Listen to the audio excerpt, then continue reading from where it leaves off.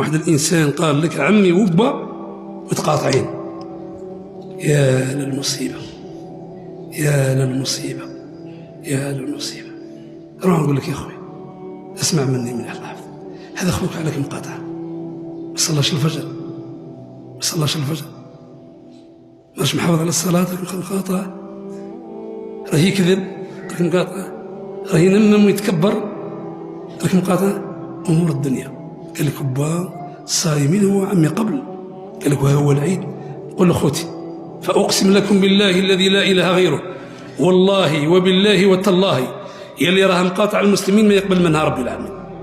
والله اثبت لي قدم الاستقالة، اثبت لي قدم الاستقالة.